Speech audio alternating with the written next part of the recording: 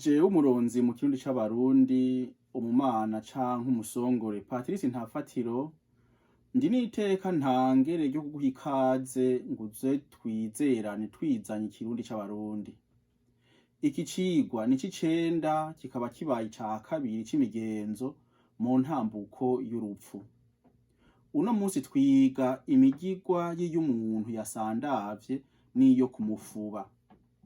Uwo muntu n'umwana, n'umusore, n'inkumi, n'umugore atavyaye, umugabo atavyaye, umupfakazi, uwakubiswe n'inkuba, uwapfiriye mu gahinga, n'urupfu rwa Inababiri canke Sebabiri.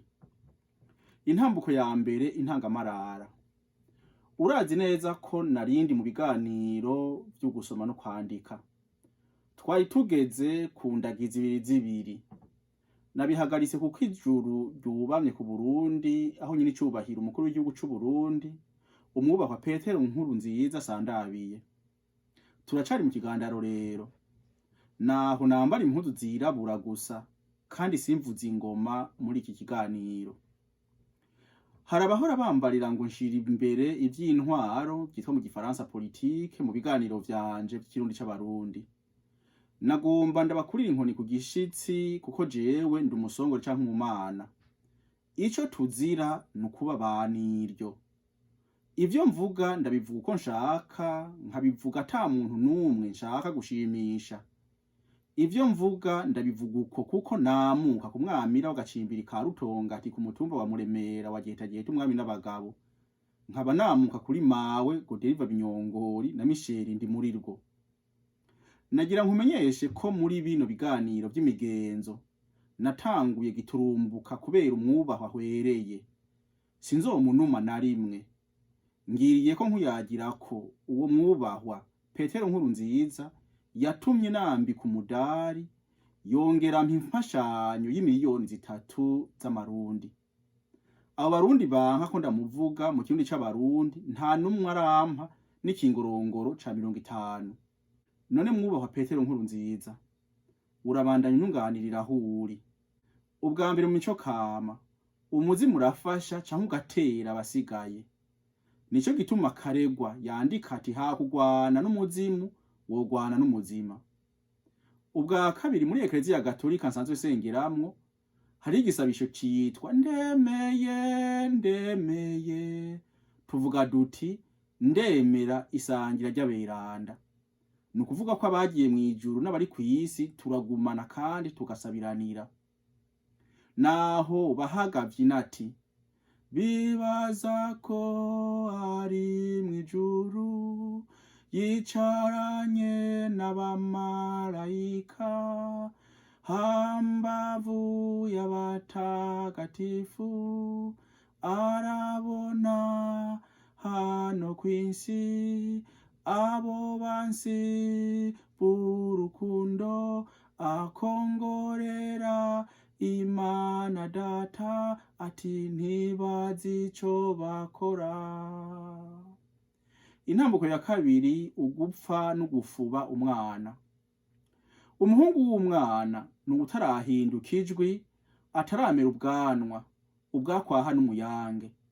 Umukobwa w'umwana n'utarasonga amabere ngo amere ubwakwaha n'umuyange, ataraja mu kwezi. Uwo mwana ahwamitswe ingohe, baja kumwimbira mu ntaba z'urugo zepfo. Nukuvuga iburyo kuburamutsa mu rugo. Yahambwa nka kwa kundi k'umugabo. Inda nayo ikorotse umwana yaramaze kwibumba neza, baca icanzo bakamuhamba mu birimbi vy'urugo. Baca bamutera igiti c'Imana ngo Imana ize ishumbushe umuvyeyi yabuze. Intambuko ya gatatu, ugupfa n'ugufuba inkumi, umusore, umugore canke umugabo atavyaye. Isemo ya mbere, inkumi, umwigeme, umukobwa ariwe murondo. Urupfu rukubiranije inkumi agahwera, baramuhwamika ingohe. Baramusukura umutwe bakamusokoza uruhanika. Bamwambika urudede runini mu musaya rutungiriye mu gihubahuba. Nugo Rudede umusore wo mu kibano yacisha indyankwi avuga ati naka genda urijanye ndaguciye ince. Umukobwa mugenzi we yaca amufumbatisha ikara, abandi bakamutererako ikara ari mu ruhafu bamubwira bati naka urazotwerera ntuduhumire twebwe dusigaye ngo dutanwe ikara nkawe. Baca bamuhamba nka kwa kundi k'umugabo mu ntaba z'urugo za ruguru, nukuvuga ibubamfu kuwinjira mu rugo. Isemo ya kabiri, umuhungu umusore canke igikwerere. Umusonga w'urupfu sogose umusore agapfa, baramuhwamika ingohe, baca bamufundikanyako inkindi. Umukobwa wo mu kibano yaca amwambika ku kuguru urunyere rujishwe mw'ihuba, maze akarucishamwo ino rikuru avuga ati naka genda urijanye ntugire ngo ibirago biranyerera. Abasore nabo bamugera icumu, umusore umwe akamufumbatisha ikara, abandi bakamutererako ikara ari mu ruhafu bamubwira bati naka urazotwerera ntuduhumire twebwe dusigaye ngo dutanwe ikara kandi tutararitera ngo turisame. Baca bamuhamba nka kwa kundi k'umugabo mu ntaba z'urugo za ruguru, nukuvuga ibubamfu kuwinjira mu rugo. Isemo ya gatatu, umugore atavyaye. Nawe nyene yahambwa nk'inkumi. Ico yatandukanirako n'umwigeme n'umugigwa wo gucibwa ince. Umugore yaracabirwa mugabo ataravyara, niwe yashemba umwanana mu nguvyi y'umwana, akaza gukoza wa mwanana ku mamoko y'amabere nk'uko wogize ngo ariko aronsa. Akoza uwo mwanana ku mamoko niko yavuga ati naka genda urijanye ugiye uvyaye imfura, urazotwerera twebwe tutarapfukama ntituzohambanwa ikara nkawe. Yaraheze agahambwa mu bigega nka kumwe k'umugabo.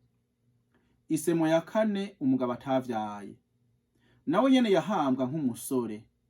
Ico yatandukanirako n'umusore n'umugigwa wo guca ince umugeni. Umugabo ari yakirongora ataravyara niwe yazana urutaro ruriko icanana. Akenshi bazana igitoke kivyaye kitarasanza. Yagishira ku rutaro akarupfumbatisha nyene gupfa. Yamubwira ati naka genda urijanye ugiye isohoye imfura. Natwe atawe turere ku Burundi uratwerera ntituzotanwe ikara nkawe. Yaraheze agahambwa nka kumwe k'umugabo. Intambuko ya kane, urupfu n'ugufa umupfakazi. Iyo umupfakazi apfuye yaravyaye yahambwa nk'umugabo. Ivyakorerwa serugo nivyo vyamukorerwa nawe. Itandukaniro nuko we yahambwa mu bigega. Intambuko ya gatanu, urupfu n'ugufuba uwakubiswe n'inkuba. Uwakubiswe n'inkuba bamuhumutseko baratumako kiranga kiranga Imana, akazana umusabiko yavuguse mu mababi y'ibiti vy'Imana.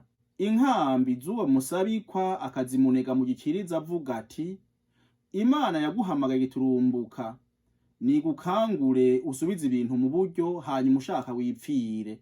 Adakangutse kiranga kiranga Imana yamuhuhera uwo muti ati Imana yaguhamagaye ikibiriraho nikurabe ryiza narirya witavye utiteguye. Yaca ahambwa mu gahinga. Asize umupfakazi nta mugabo yasubira kumwegera. Abarundi bemera ko inkuba yatwara iwayo umutima w'ubwenge. Hagize uwegera umugore wiwe ngo yoca apfuha akayisaba kumuhora. Hasigaye umupfakare nawe nta nkumi yamwegera ngo kuko abagore bapfuha na gusiba, hari akantu umutima w'uwo mugore woba uri uw'inkuba. Intambuko ya gatandatu, urupfu n'ugufuba uwiyahuye. Kiranga kiranga Imana niwe yahambisha uwiyahuye.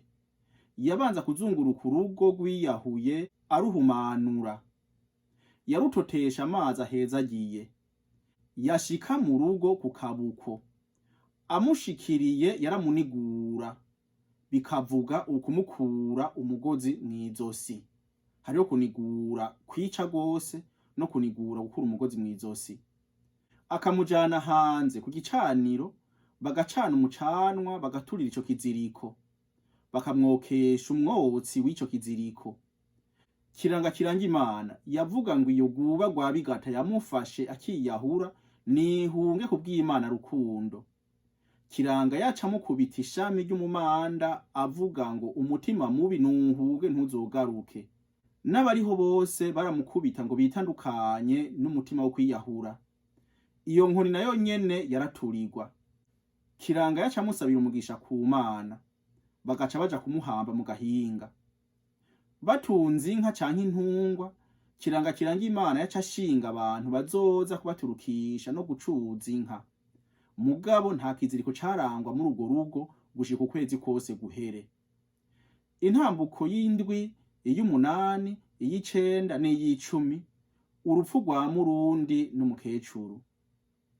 Urupfu rw'ingenzi. Ingenzi ipfiriye ku nzira bahamagara umuganwa canke umutware akamufubisha. Bamuhamba hafi y'inzira munsi y'igiti. Ico giti bakakimanikako impuzu yari yambaye, ngo kumbure ntihazobura uwuhaca azi izo mpuzu akazobara inkuru. Mu kumuhamba ntibarinda kuzirora bapfa uko bahamvye, mugabo bamuhamba kure ngo ntazugwe n'inyamaswa. Urupfu rw'ingurukizi. Ingurukizi ipfuye yapfubwa n'ababanyi baho yagerereye. Yahambwa mu kazu yari yarazingazinze. Urupfu rw'umukecuru. Umukecuru abana bahezeko, akaba yikekwa k'uburozi hanyuma agapfira mu karuri kiwe. Abumvise hanuka babimenyesha Kiranga kiranga Imana. Niwe n'ibishegu vyiwe baza bakamuhamba muri Nyanzu nyene. Kiranga yarabanza kuhahumanura ngo iyo guba gwa bigata yamwubiriye ikamwica bitazwi ihunga ico kibano. Urupfu rw'umushumba. Umushumba canke umuja yapfuye, sebuja yaja kumuta mu kabande hejuru y'umwonga. Ngo umutima wiwe ujane n'umwonga, ngo hari naho uzoteba ugashika iyo yari yajava. Intambuko y'11, urupfu n'ugufubwa kwa Inababiri canke Sebabiri. Mu guhamba Sebabiri canke Inababiri, bamwubakira uburiri mu kuzimu bakabusasako ishinge n'amababi y'umumanda. Umugabo mu kumuryamika mu kinogo, bamuryamikira iburyo akaryamira ukuboko k'ukubamfu, ukuryo kugasigara hejuru. Naho bavuga ngo naka yaryamiye ukuboko kw'abagabo. Inababiri nawe bamuryamika ku kuboko kw'iburyo akaryama nk'uko yahora araba umugabo, ukubamfu kukaja hejuru. Umuhungu w'Ihasa aryamira ukuboko kw'abagabo. Umukobwa w'Ihasa nawe nyene yaryamira ukuboko kw'abagore. Vyinshi mu vyo navuze nabisomye mu gitabo c'imigenzo y'ikirundi ca Ntabokaja ku rupapuro rwa 42 na 49. Hari n'ibindi nabwiwe n'umuvyeyi wanje Binyongorigo Deriva, data wacu Rudoviko Ntitanguranwa, n'abarinda n'abashubi w'iwacu be n'abaragane bo mu Gishora. Ndasavye intererano ingene bafuba umwami. Ntabironse, ikiganiro gikurikira kizoba ari ico kugandara, ukuva ku rupfu ariko kumaramarizwa. Noheraheza ngira nti harya kw'isi ni magiriranire. N'Imana tuyikunda canke tuyisenga ngo tuje mw'ijuru. Ko nkwigishije nawe mfasha, nufyonda aho handitse sabone kuko uzoba wiyandikishije. Nufyonde kugakengera ngo umenyeshwe zina munsi nigishije. Nusangiza abandi kicigwa ntuce ubwenge wenyene. Nunsavye kwikete muravyo icabarundi akabehe gmail.com ngo unterere canke uhera amazinda. Yari umuronzi mu kirundi c'abarundi, umumana canke umusongore Ntafatiro Patrice ndagusezeye nguhezagira nti urakagira impundu n'impuzu, urakagira ipfundo ryipfuzwa nabo ryopfupfa hariza, urakagira ibanga n'ibangu bangiramwo imbuto, ikibirengeye vyose. Uragakunda Uburundi, abarundi n'ikirundi, ngo ntikirundwe mu ndimi ahubwo bikunde kirundi cirunde ku kirundo cazo.